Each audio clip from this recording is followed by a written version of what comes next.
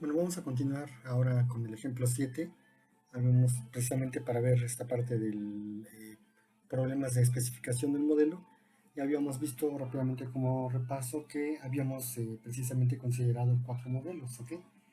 En esta parte, bueno, en primer lugar habíamos hecho la prueba RECEP de Ramsey para saber si se había omitido alguna variable a partir de un modelo de regresión lineal simple, el salario wage con respecto a educación. Habíamos visto que una vez pasada esta prueba, sí confirmábamos que se había omitido un modelo e introducimos la variable expert. Una vez corrido el modelo de wage como variable dependiente con respecto a educ como variable independiente 1 y como expert como variable independiente 2, corrimos una vez más la prueba RECEP de Ramsey y obtuvimos que precisamente teníamos una vez más un problema de haber omitido una variable e introdujimos la variable de antigüedad, tenure, ¿ok? Básicamente con este modelo de regresión lineal múltiple, como con la variable wedge como dependiente, la variable duc, la variable expert y la variable tenure como independientes, habíamos corrido el modelo y observamos que aún así el modelo no estaba correctamente especificado.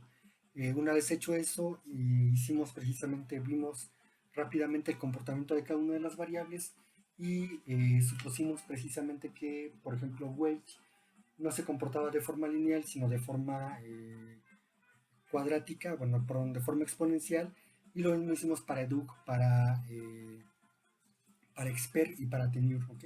Una vez hecho eso, propusimos cuatro modelos, el modelo Lin-Lin, con la variable wedge, la variable educ, la variable expert y la variable tenure como tal. Propusimos después un segundo modelo, el modelo Loglin, con el logaritmo natural de Wedge como variable dependiente, educ, expert y tenure como variables independientes. Y se acuerdan que aquí hicimos un énfasis muy especial porque los coeficientes ahora, por estar expresados en términos logarítmicos, se expresan precisamente en términos proporcionales, ¿ok? Y al multiplicarlo por 100 obtuvimos precisamente un modelo en términos porcentuales. Decíamos que en este caso, en el caso del modelo Loglin, a medida que aumentamos precisamente un punto, una variable, por ejemplo, educ, el wage o el salario aumentaba en cierta proporción o en cierto porcentaje. Después propusimos un modelo linlog, es decir, wedge estaba en función lineal, wedge como variable dependiente con respecto al logaritmo natural de duc, el logaritmo natural de expert y el logaritmo natural de tenure. Y de esta forma también leemos de forma diferente los coeficientes. Para este caso, por un punto porcentual que aumenta el grado de educación o el nivel de educación, en este caso, el salario aumenta en términos absolutos, ¿ok? Aumenta en 5, 6, etcétera, etcétera. Básicamente porque lo leemos así, porque la variable wedge está en forma lineal, está expresada en forma lineal, y las variables expert, tenure y educ están en forma de logaritmo natural y por lo tanto ahí lo leemos en términos proporcionales, pero para las variables independientes. Y finalmente propusimos un modelo log-log, ¿ok? Y ahí habíamos visto que las dos variables, las dos partes, tanto la variable independiente como la variable dependiente, se expresan precisamente en términos proporcionales, ¿ok? Es decir, por un punto porcentual que aumenta la variable duc, el salario también aumenta en ciertos puntos porcentuales, ¿ok? Ahí no hay pierde porque el modelo log-log ahora sí nos permite leerlo en términos proporcionales a ambas variables. Entonces, básicamente, habíamos propuesto este modelo y una vez que obtuvimos el criterio de Kite y el criterio de información bayesiana, junto con R cuadrada ajustada, habíamos dicho hay tres partes aquí que podemos tomar en cuenta. En primero es que el R cuadrada ajustada sea la mayor, ¿ok?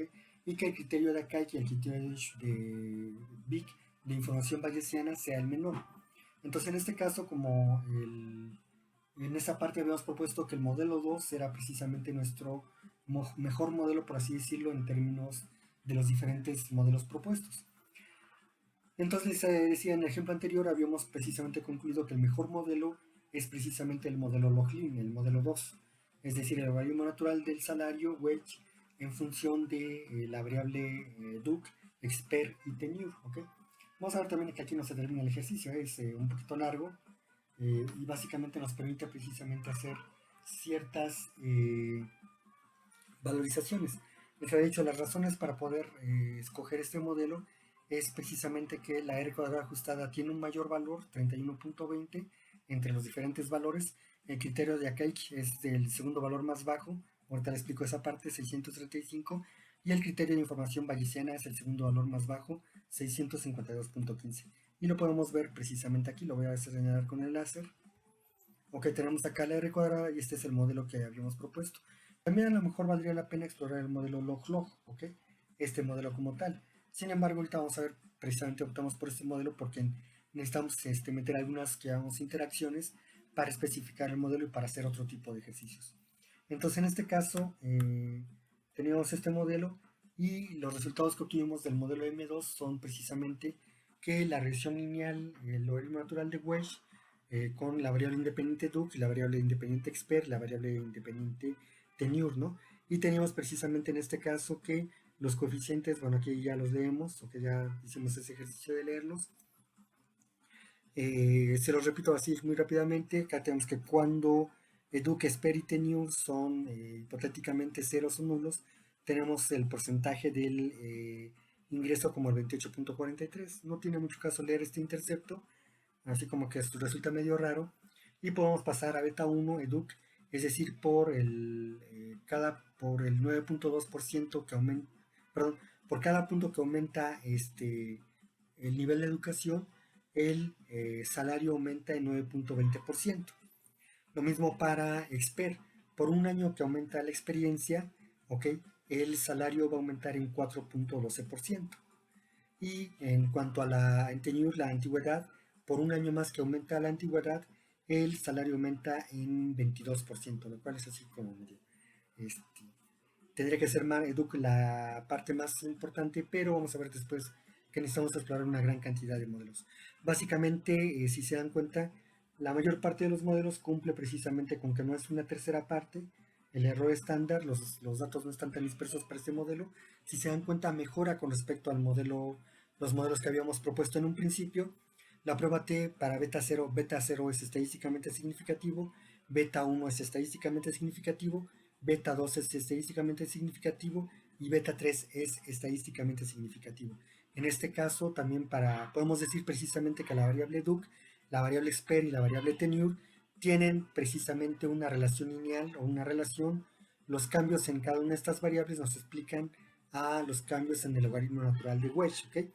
Aquí tengan cuidado, no nos explican los cambios en Wedge inmediatamente, nos explican los cambios en el logaritmo natural de Wedge, ¿ok? O en la proporción, por eso es que lo leemos proporcionalmente.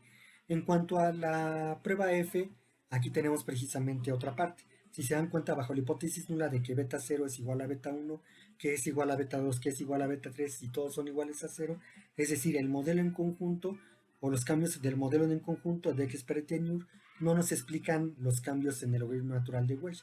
Y en ese caso rechazamos esa hipótesis nula, ¿ok? Básicamente porque el valor del estadístico es 0.0000, ¿no? Entonces en este caso podemos decir precisamente que rechazamos esa hipótesis nula y los cambios en el modelo nos explican los cambios en el logaritmo natural de Wedge. Y finalmente tomamos la R cuadrada ajustada, ¿ok? En este caso podemos decir que el 31.21% de las variaciones en el modelo, el Duke-Sperry-Tenure, nos explican a las variaciones en el logaritmo natural de Wedge. Básicamente con eso leemos la primera parte del modelo, es la que llamamos precisamente la parte descriptiva, y pasamos ahora sí a verificar la violación de los supuestos de mínimos cuadrados ordinarios. Voy a hacerlo, ahora sí vamos a irnos perdón, vamos a irnos tengo esta parte abierta, vamos a irnos precisamente a abrir una vez más el ejemplo, ¿ok? Yo ya lo tengo cargado, de hecho, ya lo hice anteriormente, pero si ustedes quieren volver a repetir la práctica, volver a repetir el hecho de copiar ¿cómo se dice? Las observaciones, etcétera, etcétera, para tener todos sus datos una vez más, pueden hacerlo, perdón. Yo lo que hice fue guardar la base de datos y guardar mi ejercicio a través del el do file, para poder recrear una vez más el ejercicio sin tener que estar haciendo toda esta parte, ¿no? Pues se acuerdan que hay que precisamente especificar algunas partes para el ejercicio. Entonces en este caso abro Stata una vez más, ¿ok? Me voy a el Data Editor y copio mis variables diciéndole que la primera fila tiene el nombre de las variables, ¿ok? Aquí acuérdense que es el número de observación. Le doy a aplicar, me voy a la siguiente. Wage es el salario. Acuérdense que en este caso es el salario por hora, ¿ok? Es en términos de dólares. Educ, nivel de educación. Aplico, continúo con esta parte. Expert, que es la experiencia. También en años. Aplicar, lo sigo esta parte. Y tenure, que es la antigüedad. Yo, por cierto, soy antigüedad del 94. Si alguien sabe qué significa eso, bienvenido. Bueno, en este caso les decía yo, ya tenemos las variables como tal y tenemos ahora sí este modelo. Sin embargo, se acuerdan que lo que estábamos tratando de correr o el modelo que estamos exponiendo es un modelo Loglin, ¿ok? Y para eso necesitamos generar precisamente la variable del logaritmo natural de la variable que necesitamos, es decir, la variable del logaritmo natural de Wedge. Si ustedes siguieron el ejercicio, es decir, si pasaron de un video a otro y no cerraron su stata, ya ustedes tienen generada la variable de logaritmo natural de Wedge, no tienen que volverlo a hacer. Pero si cerraron su stata y volvieron a pegar ¿cómo se llama? Los comandos y los datos, ahora sí, ahí sí tienen que hacer forzosamente toda la conversión precisamente o la creación de la nueva variable generar logaritmo natural de Wedge, ok, para que me genere el logaritmo natural de Wedge. Lo mismo si es que lo necesitamos para educ, para expert y para tenure.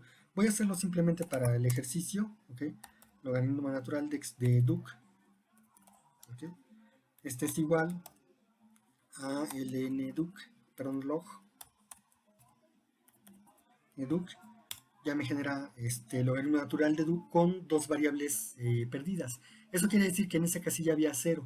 Y el logaritmo natural de 0 pues ya te dice que pierde precisamente estos dos datos. Generamos el logaritmo natural de expert, ¿okay?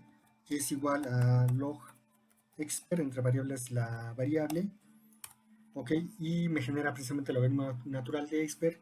Y generamos finalmente el logaritmo natural de tenure, que es igual a log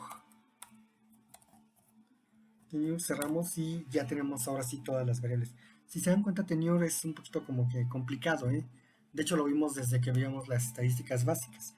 Hay que ver si vale la pena tomarlo en cuenta o bien si queremos conservarlo lo podemos convertir en una variable DOM y vamos a verlo precisamente cuando vemos modelos con con variables cualitativas, ¿ok? Con variables DOM. En este caso, entonces, ahora sí voy a regres, ¿ok? El logaritmo natural de Wedge, ¿ok? Con respecto a educ, acuérdense que estas son lineales, expert y tenure, ¿ok? Y ahora sí obtengo los resultados que precisamente ya habíamos obtenido anteriormente. Ya con esta parte ahora sí yo necesito estimar los residuos. Acá lo puedo hacer directamente como predict residuals, R, ¿ok? Pero si ustedes les decía yo, si continuaron con el ejercicio, no lo cerraron y continuaron con esa parte que es lo que debemos hacer normalmente, lo que voy a hacer es decirle, cambiar el nombre predict residuals 5, ¿ok? Por son los 5 el modelo quinto del cual estoy estimando los residuos. Le doy enter y me da precisamente los residuos 5 que están aquí precisamente. Bueno, aquí ya me generó el logaritmo natural de Wedge, educ, expert, tenure, ok, y los residuales, ok. Por eso les decía que acá hay precisamente datos missing values, datos perdidos, porque no tienen logaritmo natural. Seguramente tenían un valor de 0 y aquí se pierde precisamente el dato, pero bueno, aquí lo dejamos. Tenemos precisamente los residual, que le llamamos residual 5, y para la prueba de normalidad de los errores, en la normalidad en la distribución de los errores, perdón, vamos a utilizar el SQ test, ¿ok? Vamos a pedirle el SQ test de los residual 5 y obtenemos ahora sí una parte más importante. Si se dan cuenta, en este caso tenemos 0.005, ¿ok? En este caso, entonces, rechazamos la hipótesis nula. ¿Okay? Bajo la hipótesis nula, acuérdense ustedes que la hipótesis nula en este caso es que los errores siguen una distribución normal. ¿Okay? Es decir, esa es nuestra hipótesis nula como tal. En este caso, la hipótesis nula precisamente rechazamos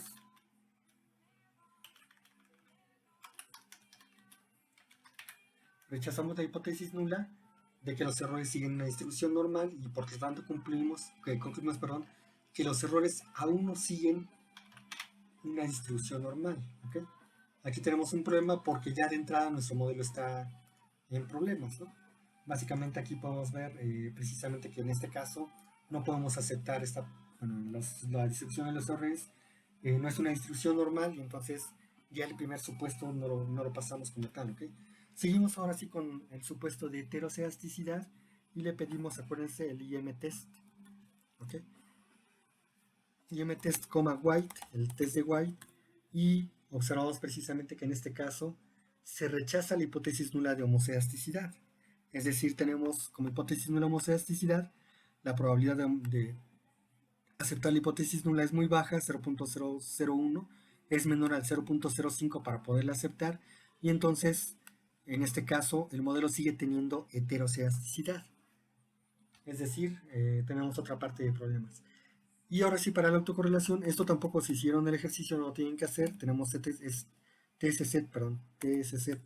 n, ¿okay? Que es la variable que está definiendo. Me lo toma como una serie de tiempo y le pido el stat Durbin-Watson. Y me dice que con k igual a 4, n igual a 526, el valor del Durbin-Watson es 1.768805. Y en este caso lo que necesito para mi ejemplo, necesito mi presentación, en este caso tenemos precisamente el Durbin-Watson, esto ya lo hice, tengo mi valor en tablas 1.328 para mi límite externo, ok, y 2.272, acuérdense acá que tienen que restar 4 menos 1.728 para obtener el 4 menos DL que les indica aquí. Y en el otro límite tenemos 810, perdón, y el límite interno tenemos 4 menos 1.810 igual a 2.190. El 0 lógicamente no entra. Y si se dan cuenta, el Durbin-Watson es igual a 1.7688 y caemos en una zona de indefinición. Es decir, no sabemos exactamente, no está definida la autocorrelación, lo cual también es no bueno para nuestro modelo. Quiere decir que todavía no tenemos un modelo, digamos, un modelo para poder mostrar un modelo satisfactorio. Y finalmente vemos el supuesto de no colinealidad. Para eso utilizamos el factor de inflación de varianza, el BIF. Ahí nos dice es 1.31. Ok, parece que no hay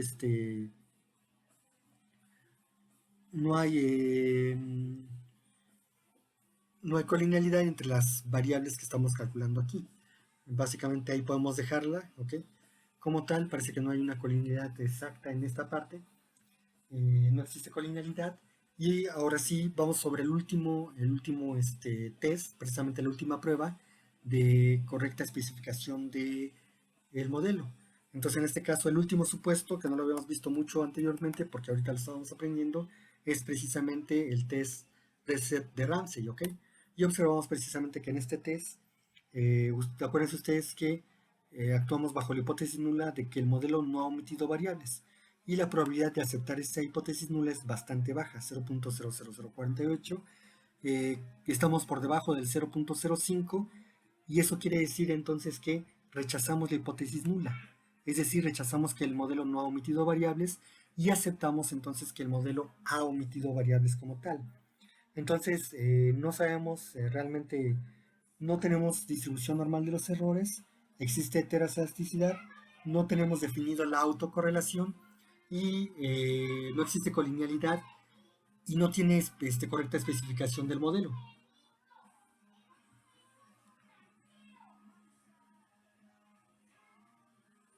No tenemos correcta especificación de modelo, entonces en este caso podemos tomar, en este caso precisamente podemos regresar a nuestro modelo.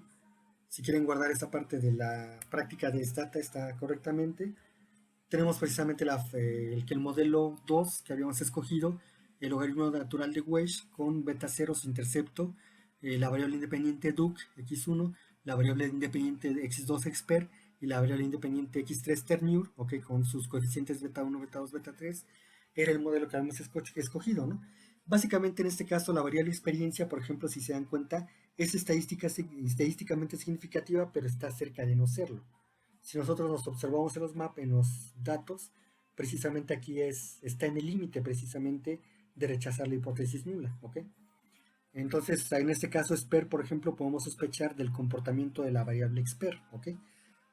En este caso, les decía yo, para la variable expert podemos tomar otras medidas, ahorita vamos a ver.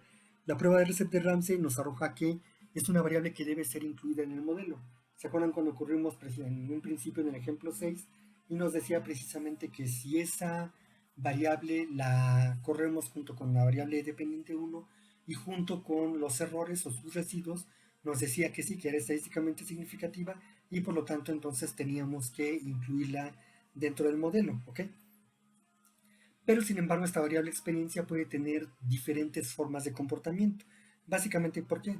Porque hipotéticamente la experiencia tiene precisamente una curva ascendente, ¿ok? Pero llega un punto en el que ya no tienes nada más que aprender, por así decirlo, ¿ok? Y entonces sigue después una curva descendente. Básicamente tiene una forma precisamente como de parábola. En este caso nosotros podemos introducir una variable cuadrática pero con signo negativo. Básicamente, ¿por qué? Porque si se dan cuenta la primera variable es con signo positivo, es expert, después llega un punto, precisamente el punto cero, por así decirlo, y empieza a ser negativa.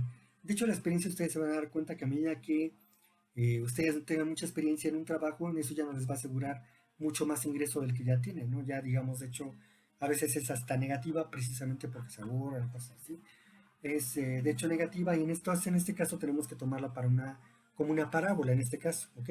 Ahora bien, ¿cómo la especificamos en el modelo? Precisamente podemos construir la variable expert2, ¿ok? Para esta parte e introducirla precisamente en este modelo.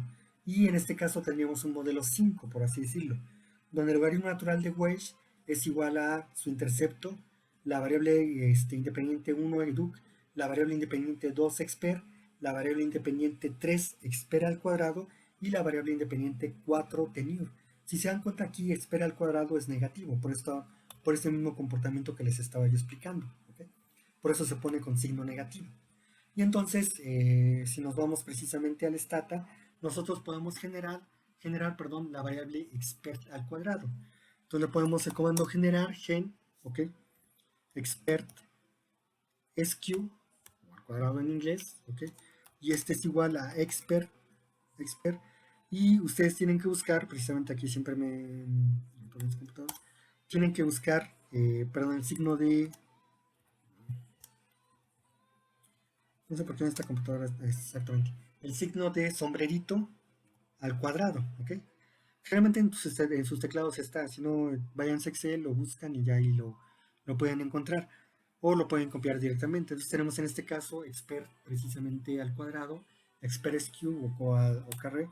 Y si se dan cuenta me genera la variable expert, expert al cuadrado entre todas las variables que ya hemos estado tomando. Y aquí está precisamente la variable de expert al cuadrado. Entonces, una vez que tenemos esa variable de expert al cuadrado, ahora sí vamos a hacer la regresión, regress, ¿okay? Logaritmo natural de Weiss, educ, expert,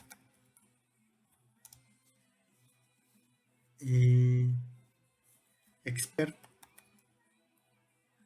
sq o al cuadrado, ¿ok? Y después tenure. Pueden hacerlo así de esa forma o pueden ponerlo precisamente en este caso. Yo, por ejemplo, lo puse entre expert y tenure por comodidad precisamente para poder leer los modelos, perdón, el modelo como tal.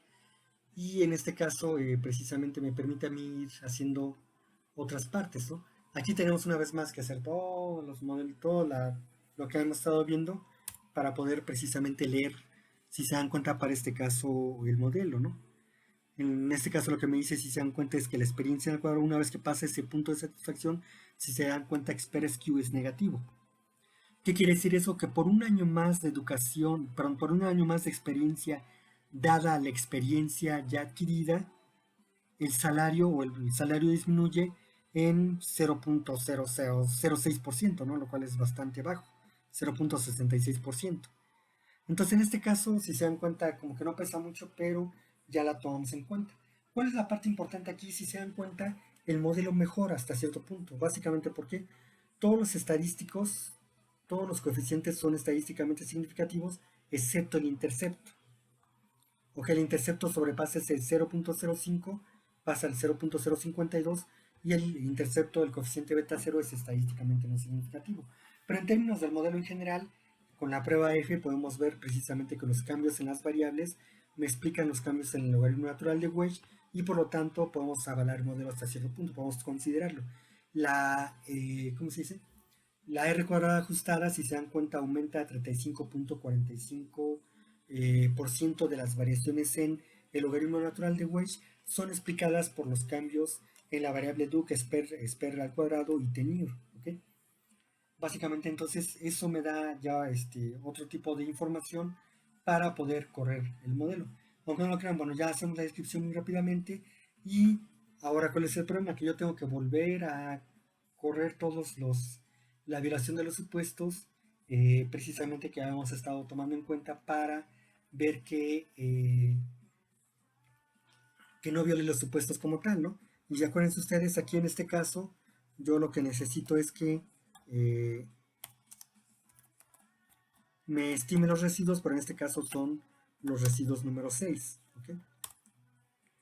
Me predice los residuos número 6 para la prueba de normalidad en la distribución de los errores y le voy a pedir el SQ test residual 6 y si se dan cuenta me cambia un poquito, ¿okay? Pero sin embargo sigue siendo rechazada la hipótesis nula de distribución normal de los errores. Seguimos teniendo la distribución normal de los errores no se corrigió con este modelo. ¿Okay? La otra parte tenemos el supuesto de heteroceasticidad. Entonces vamos IMTest, coma, white. El test de white es el que estamos utilizando. Y una vez más, si se dan cuenta, rechazo la hipótesis nula de homoceasticidad. 0.0105, rechazamos precisamente la hipótesis de homoceasticidad y tenemos precisamente heteroceasticidad como tal, ¿no? En este caso, otra mala noticia para el modelo, no tenemos en este caso esta parte. Y para la otra parte, acuérdense que ya hicieron el TS-set, únicamente ahora lo que voy a hacer es pedirle el stat Durbin-Watson. El stat de Watson y ahí me dice precisamente que tengo 1.77. Si yo lo busco en tablas como lo hemos estado haciendo, lo tengo acá listo, me dice precisamente que una vez más no hemos salido de la zona de autocorrelación. Ok, seguimos precisamente en esta zona de indefinición. Y por último veo la colinealidad. 7.46 está en el límite de colinealidad. ¿Ok? Les decía yo que básicamente por un límite, pero sí, cuando este llega a 10, el B y F llega a 10, ya podemos decir que no existe colinealidad. Básicamente aquí podemos ver porque el expert y el expert cuadrado pueden estar ahí colineales, pero como está elevado al cuadrado no podemos poner tanta colinealidad. ¿Okay? Entonces ya tenemos un nuevo problema con esta parte. ¿Okay? Y finalmente vemos la correcta especificación del modelo y me dice que en este caso, bajo la hipótesis nula de que no se han omitido variables, rechazamos la hipótesis nula de que no se han omitido variables. Nos está diciendo que el modelo que se han omitido variables relevantes o variables como tal. Entonces, en este caso, aún no podemos confiar completamente en el modelo, ¿no? En este caso podemos tomar otra hipótesis, es decir, que la antigüedad se comporta de la misma forma.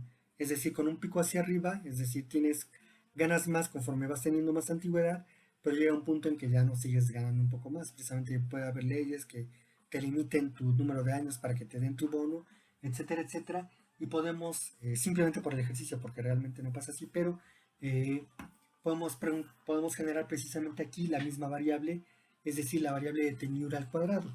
Entonces le decimos genera, ok,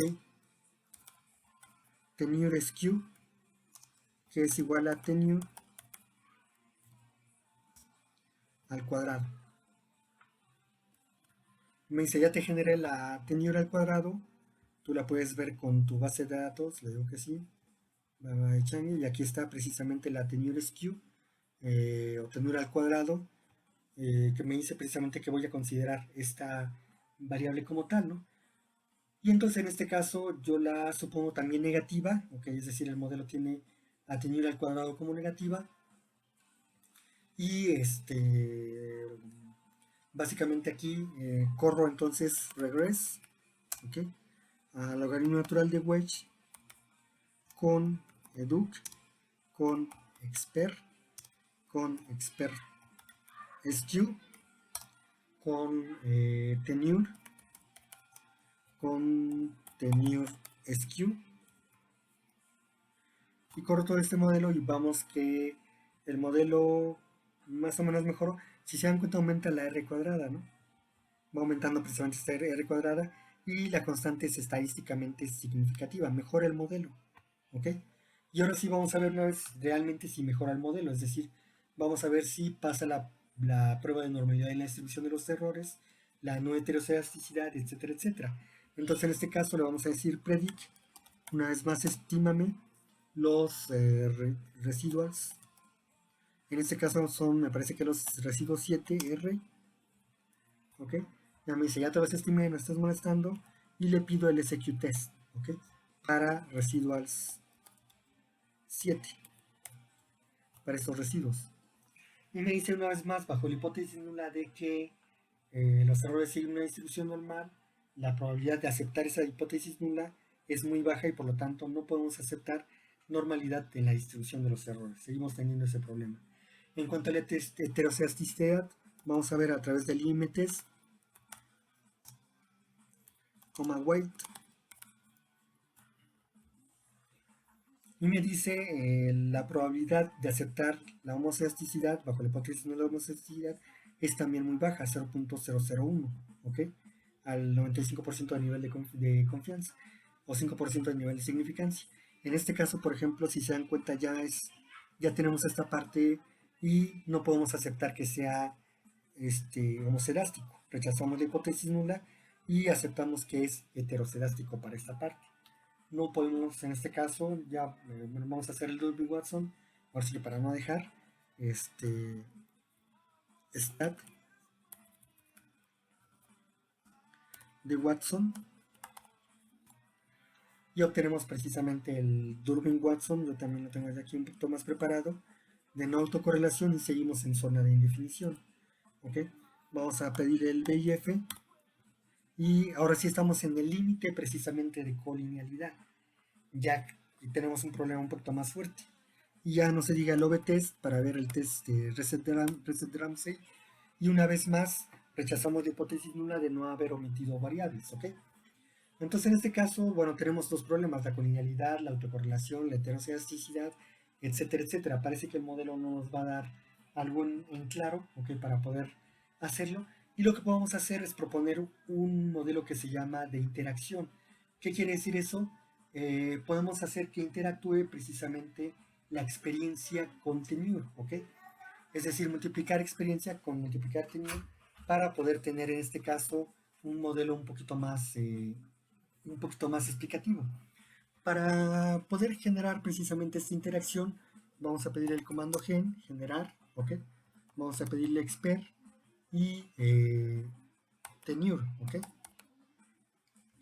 En este caso vamos a pedirle precisamente la variable expert tenure, y esta va a ser igual a expert, igual que en Excel podemos poner el asterisco para decirle que es una multiplicación tenure, ¿ok? Y le damos enter. Ya me dice, ya te generé la variable expert tenure, que es una interacción, perdón, y ahora sí podemos correr todo el modelo en toda esta parte, ¿no? Y podemos decirle ahora sí, hazme la regresión, regress, el logaritmo natural de wedge, ¿ok? Con la primera variable independiente duc, la segunda variable independiente expert, la tercera variable independiente expert skew al cuadrado, ¿ok? La 1, 2, 3. La cuarta variable independiente tenure, Ok, la quinta variable independiente, tenure skew, perdón. Y la última variable que sería expert, ok, expert tenure, que es la variable precisamente de expert por tenure. Le damos enter y nos da ahora sí, si se dan cuenta, un modelo bastante amplio. Casi todas las variables son estadísticamente significativas, excepto tenure skew y expert tenure, ¿ok? ¿Qué quiere decir eso? Y el modelo también, la R cuadrada ajustada, disminuyó. ¿O qué quiere decir? Que eso bajó precisamente la, la cantidad explicada por el modelo, disminuye con respecto a la cantidad explicada por los residuos, lo cual no es una buena noticia para el modelo y necesitamos hacer un poquito más de ejercicios con esta parte. En este caso, si ustedes se dan cuenta, bueno, ya para finalizar, le vamos a pedir residuals, perdón, eh, que me precisamente predict residuals, me parece que este es el 8, ok, R, para poder tomar el SQTest y de residuals 7 a 8, perdón. En este caso, si se dan cuenta, no mejora la normalidad y la distribución de los errores. No creo que tampoco la heterocedasticidad. Vamos a verlo también a través del IM-test. Vamos a verlo precisamente a través del IM-test de White. Y tampoco mejora precisamente la heterocedasticidad. Seguimos aceptando la parte de heterocedasticidad. Y para el Durbin-Watson, ok, stat de Watson, y obtenemos precisamente con 7 variables, 526 observaciones. En este caso, el Durbin-Watson vuelve a caer en zona de indefinición. Lo tengo aquí en la exposición. Ok, vuelve a caer en zona de indefinición. Entonces, vamos ya con el BIF. Ok. Y ahora sí, tenemos colinealidad. El BIF supera los 10 puntos, por lo tanto podemos decir que ya existe colinealidad en este modelo. Está mal especificado, ¿ok? Y ya para no dejar OBTs, vamos para la práctica, y precisamente nos dice que hemos omitido variables relevantes y aparte el modelo está mal especificado. Entonces no podemos aceptar que este modelo, ahorita lo pongo en pantalla, no podemos aceptar que este ¿dónde está la modelo? ¿Dónde está el modelo?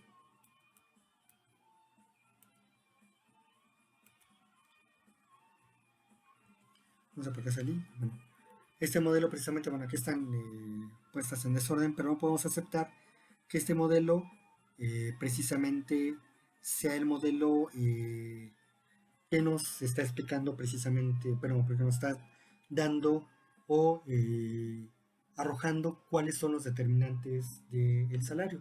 De hecho, si se dan cuenta, el mejor modelo precisamente es con menos variables, siempre y cuando introduzcamos las variables que son relevantes para el modelo. En este caso, el SQT, el expert SQ, es expert elevado al cuadrado, el expert, el tenure elevado al cuadrado. También podemos meter, por ejemplo, expert elevado al cubo. Cuando ustedes vean modelos precisamente de producción, ahí forzosamente tenemos que meter la parte del cubo porque la producción se comporta de forma cíclica. El tenure al cuadrado, el expert por el tenure, en este caso, bueno, ya sabemos de antemano que no nos iba a dar un modelo, pero les sirvió a ustedes o nos sirve para poder ver muy bien, expresar muy bien precisamente cómo podemos nosotros hacer variables, elevar al cuadrado ciertas variables o bien también hacer interacción entre variables, ¿no? Es decir, por ejemplo, al multiplicar expert con tenure en este caso, al multiplicar expert con tenure nos dio precisamente otra variable, en este caso fue estadísticamente no significativa, pero nos dice que cuando tú combinas la experiencia con la antigüedad, eso te puede determinar de cierta forma el porcentaje en el que aumente tu salario, ¿no? Pero en este caso no nos dio ese resultado, ¿ok? Precisamente porque, si se dan cuenta, la experiencia y la antigüedad no siempre son determinantes como tal para el salario. Entonces, en este caso, hasta aquí llegamos para problemas de especificación.